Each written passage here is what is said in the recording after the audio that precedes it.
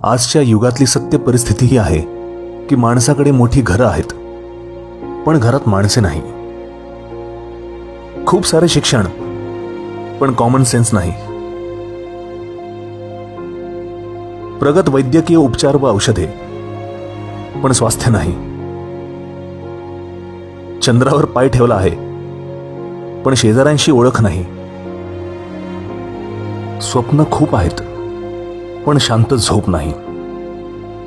भरपूर सारी कमाई, पण मनाला शांती नाही. प्रचंड बुद्धिमत्ता, पण भावना नाही. प्रचंड ज्ञान, पण शहाणपण नाही. महागडी घड्याळे, पण वेळ नाही.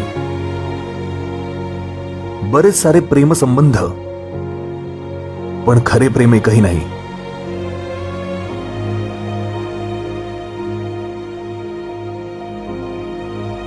फेसबुकवर बरेच मित्र, पण खऱ्या आयुष्यात एकही मित्र नाही.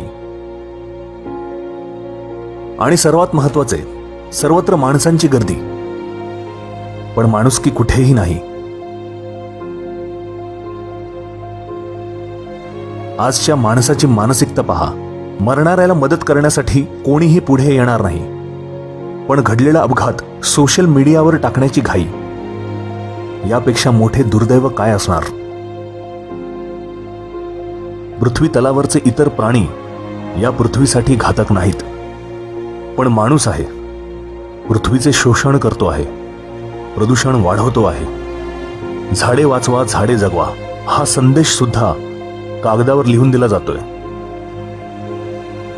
मुलांचे भविष्य फक्त शिक्षणावर सोडून दिले आहे, पण चांगला माणूस बनवायची हमी कोणतीही शाळा घेत नाही. बघण्यासाठी स्क्रीन्स 4K पाहिजेत, पण आजूबाजूची परिस्थिती पाहण्याची दृष्टी संपली आहे. काही वयस्कर लोकांना प्रेम तर मिळतच नाही, पण आदर मिळतो तोही फक्त मरणोत्तर. मूलभूत गरजांमध्ये इंटरनेट पाण्यापेक्षा जास्त प्राधान्यावर आले आहे.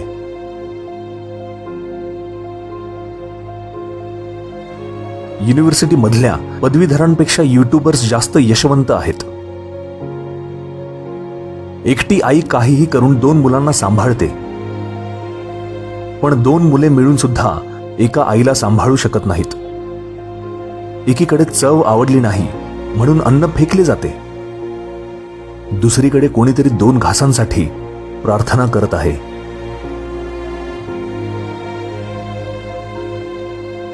आजचा माणूस सतत बिझी आहे. त्याचा एक हात स्वतःचा खरा चेहरा लपवण्यात बिझी आहे, तर दुसरा हात दुसऱ्यांच्या चेहऱ्यावरचा मास्क काढण्यात बिझी आहे. ही परिस्थिती बदलता येऊ शकते, फक्त सुरुवात आपल्यापासून झाली पाहिजे.